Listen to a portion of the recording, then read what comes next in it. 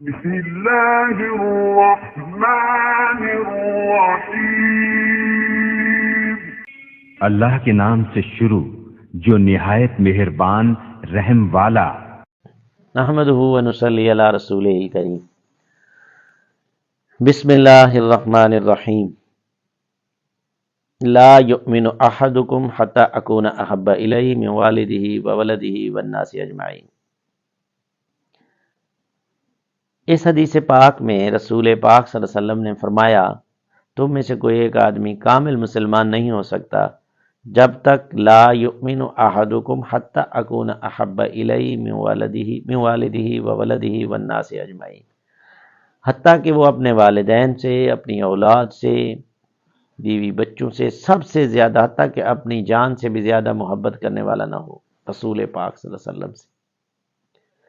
آج ہم نے یہ دیکھنا ہے کہ ایک طرف رسول پاک صلی اللہ علیہ وسلم کا طریقہ ہے، دوسری طرف ہماری خواہشات ہیں۔ ہم طریقہ چھوڑ کے خواہشات کی تکمیل کرتے ہیں تو ایمان کے کمال میں نقص ہے۔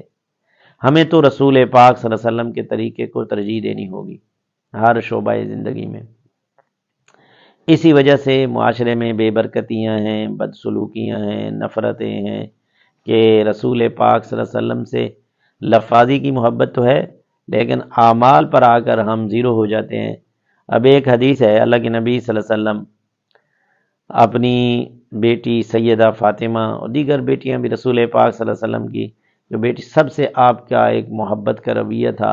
اور ہمارا معاشرہ یہ ہو گیا ہے کہ اولادوں کو وراثت سے محروم کرنا۔ اس وقت اس بیان میں ہم نے اس مسئلے کو بیان کرنا ہے۔ عام طور پر بیٹیوں کو زمین نہیں دی جاتی، بہنوں کو زمین نہیں دی جاتی، تو اس مسئلے کو آج ہم نے بیان کرنا ہے۔ جہاں بھی جاتے ہیں تو وہ بھائی یہ عذر بیان کرتا ہے کہ میری بہن مجھ سے لیتی نہیں ہے۔ یہ سب کیا کہتے ہیں کہ ہاتھی کے دانت دکھانے کے اور کھانے کے اور والی بات ہے۔ ایسی بات بالکل نہیں ہے۔ کوئی ایسی بہن نہیں ہے جو الا ماشاء اللہ بھائی اس کو زمین دے، اس نے اس کے نام کر دی ہو وراثت میں اور اس نے اس کو واپس کر دی ہو، بلکہ عام طور پر بہنیں زبان سے شرم کی وجہ سے کہتی رہتی ہیں، اگر بھائی ان کے نام چڑھا دے، ان کو قبضہ دے دے تو پھر ان کے اپنے ضروریات کے دروازے کھل جاتے ہیں۔ وہ کہتی ہیں جی میں زمین سے حج کر لوں گی، اس پیسوں سے میں عمرہ کر لوں گی، اور ضروریات نکلتی رہتی ہیں۔ لیکن عام طور پر یہ ہے کہ اکثر بھائیوں نے بہنوں کی زمین پر قبضہ کیا ہوا ہے۔ جب بھی بات کرو تو وہ کہتے ہیں جی میری بہن نے مجھے معاف کر دیا۔ کیا یہ سارا بہنوں کے ذمہ معاف کرنا ہے؟ میں نے تو بڑا تلاش کیا، بیانات میں بھی لوگوں سے کہا بھی صحیح، کوئی ایسا بھائی بھی نظر آ جائے جس نے اپنا حق بہن کو معاف کر دیا ہو، مجھے تو کہیں بھی نہیں ملا۔ اگر آپ کی تلاش میں بھی کسی کے پاس ایسا آدمی ہو جس نے اپنی زمین کا حصہ اپنی بہن کو دے دیا ہو کہ عورت کمزور ہے اور وہ کما نہیں سکتی، میں تو کما سکتا ہوں، تو اس نے اس کو دے دیا۔ بیٹیوں کو بھی زمین میں حق نہیں ملتا۔ بعض دفعہ تو والدین زندگی میں زمین جو ہے اپنے بیٹوں کے نام کر کے چلے جاتے ہیں، بیٹی کو ہمیشہ کے لیے محروم کر دینا۔ ویسے آپ عام طور پر ہماچے پر بیٹھ کر، ہوٹل پر بیٹھ کر بیٹیوں کے بارے میں کہتے ہیں جی ہم اپنی بیٹی کے گھر نہیں جاتے اس لیے کہ بیٹی کے گھر کا پانی پینا بھی حرام ہے۔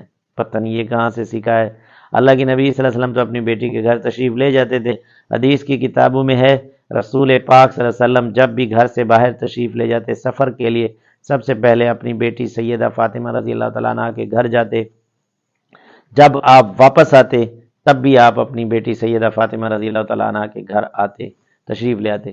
تو آپ کا محبت کا یہ عالم تھا کہ جب آپ تشریف لے جاتے تو سیدہ فاطمہ کھڑی ہو جاتی اور رسول پاک صلی اللہ علیہ وسلم کا استقبال کرتی، اور جب سیدہ فاطمہ حضور صلی اللہ علیہ وسلم کے گھر میں تشریف لے آتی تو امام الانبیاء اپنی بیٹی کے استقبال کے لیے کھڑے ہو جاتے، محبت میں کھڑے ہو جاتے۔ اور ہمارے ہاں یہ ہے کہ بیٹی کے گھر جانا نہیں، اس کے گھر کا پانی پینا حرام ہے، اس کی زمین کھا جانا حلال ہے۔ اس کی ساری زمین ضبط کر کے اس کو 2 بیڈ، 2 صوفے یا 2-4 چیزیں دے کر یہ کہنا کہ میں نے اس کو زمین کا حصہ دے دیا ہے، یہ اپنی اولاد کے رزق کو ناپاک کرنے والی بات ہے۔ یہ ایسے ہے جیسے 1 من دودھ میں 1 پیشاب کا قطرہ چلا جائے، سارا دودھ حرام ہے۔ ایسے اپنی اولاد کے رزق کو حرام نہ کریں بلکہ اس کو حلال بنائیں۔ حلال بنانے کا طریقہ یہ ہے کہ اولاد کو وصیت کر کے جائیں کہ جیسے خود حصہ لینا ہے ویسے بہنوں کو بھی حصہ دینا ہے۔ اور سب سے بڑی مزے کی بات سنیں، جب ہم اس حدیث پر، ان باتوں پر عمل کریں گے تو جو ہمارے گھر میں آنے والی عورت ہوگی وہ بھی تو حصہ لے آئے گی، زمین میں کمی تو ہوتی نہیں ہے۔ یہ تو عقلاً ایک دوسرے سمجھانے والی بات ہے۔ جب ہم اس رواج کو عام کریں گے، اس حدیث پر عمل کریں گے، وراثت میں حق دیں گے، تو ہر عورت اپنا حق لے کر آئے گی نا۔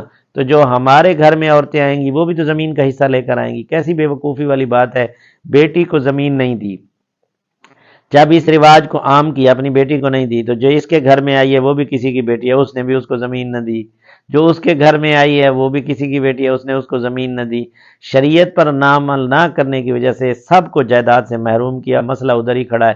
اگر یہ اپنی بیٹی کو زمین کا حق دیتا، معاشرے میں ایک فضا بنتی، تو جو اس کے گھر میں بیٹی آتی وہ بھی زمین کا حصہ لے کر آتی، اور بیٹیوں کو تانے نہ سننے پڑتے۔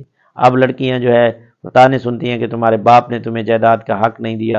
وہ ایک طرف باپ کی بات ہوتی ہے، دوسری طرف اولاد کی، تو وہ درمیان میں روتی رہتی ہیں کہ میرے باپ کے بارے میں بات نہ کرو، وہ باپ ظالم تھا، اس نے وصیت نصیحت بھی نہ کی زمین دینے کے لیے۔ بھائیوں کے بارے میں بہنیں بات نہیں سنتی، ان کے بیٹے کہتے ہیں کہ اماموں نے ہمارا حق ضائع کیا۔ تو لہٰذا خدا را میری درخواست ہے، رسول پاک صلی اللہ علیہ وسلم کی زندگی ہمارے لیے بہترین نمونہ ہے۔ تو وراثت کے مسئلے میں بھی رسول پاک صلی اللہ علیہ وسلم کی حیات طیبہ جو ہے وہ یہ ہے کہ آپ نے بیٹیوں کا حق دینے کے لیے فرمایا کہ اپنی بیٹیوں کو حق دو، وما علینا۔